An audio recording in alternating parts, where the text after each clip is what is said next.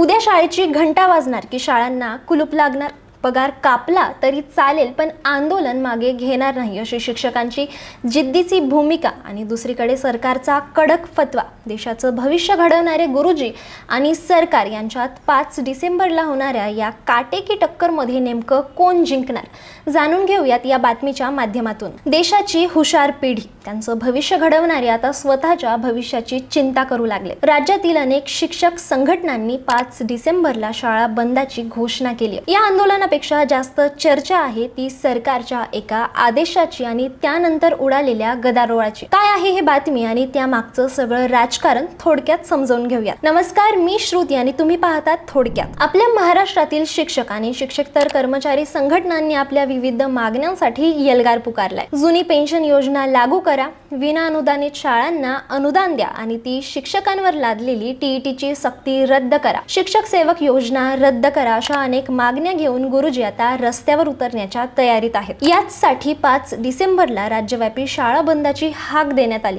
इथपर्यंत सगळं ठीक होतं, पण खरी गोची झाली ती शिक्षण विभागाच्या एका आदेशामुळे. शिक्षण संचालन मंडळाने काढलेल्या या पगार कपातीच्या आदेशामुळे काही शिक्षक संघटना चांगल्याच आक्रमक झाल्या. सरकारचं म्हणणं आहे की विद्यार्थ्यांचं नुकसान होऊ नये म्हणून शाळा चालू राहिल्या पाहिजेत. त्यासाठी त्यांनी शिक्षणाधिकाऱ्यांना कडक सूचना केल्या की शाळा उघड्या आहेत की नाही हे तपासा आणि जिथं शाळा बंद असतील तिथल्या कर्मचाऱ्यांवर शिस्तभंगाची कारवाई करा. अनुदानित, विना अनुदानित, स्थानिक स्वराज्य संस्थांच्या शाळा अशा सर्व प्रकारच्या शाळा बंद राहत. शासनाची धोरणं शिक्षण क्षेत्रासाठी नुकसानकारक आहेत. अशा नियमावलीने गावखेड्यातील विद्यार्थ्यांना शिक्षक मिळणार नाहीत. या विद्यार्थ्यांचे शैक्षणिक नुकसान होणार आहे असं शिक्षण संस्था महामंडळाचे सहकार्यवाह रवींद्र फडणवीस म्हणालेत. शासनाच्या धोरणाचा फटका प्रामुख्याने मराठी माध्यमांच्या शाळांना बसतोय.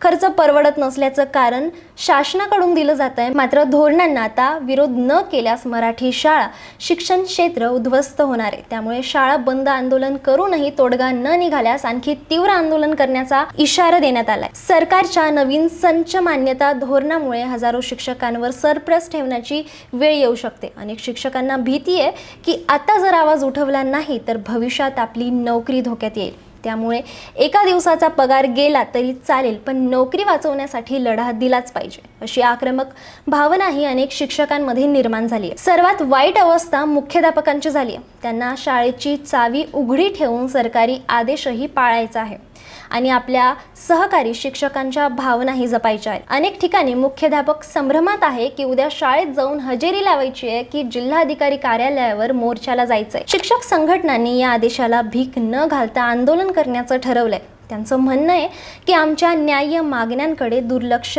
करायचं आणि वरून पगार कापण्याची धमकी द्यायची हे आम्ही सहन करणार नाही. त्यामुळे 5 तारखेला शाळा बंद राहणार की सुरू आणि पगार खरोखर कापला जाणार का याकडे आता सगळ्यांचंच लक्ष आहे. अनेक ठिकाणी तर मुख्याध्यापक आणि संस्था चालकही कात्रीत सापडले. एका बाजूला संघटनांचा दबाव आणि दुसऱ्या बाजूला सरकारी आदेश अशी त्यांची अवस्था झाली. 5 डिसेंबरच्या आंदोलनाला धार देण्यासाठी आणि सरकारचा विरोध करण्यासाठी शिक्षक आता करो या मरोच्या भूमिकेत आहेत. आता 5 तारखेला शाळांच्या कुलपावरून आणि शिक्षकांच्या पगारावरून काय काय घडामोडी होत आहेत हे पाहणं महत्त्वाचं ठरेल. याबाबत महत्त्वाचे अपडेट तुम्हाला आम्ही देतच राहू. तोपर्यंत तुम्ही थोडक्यात या चॅनलला सबस्क्राईब करा.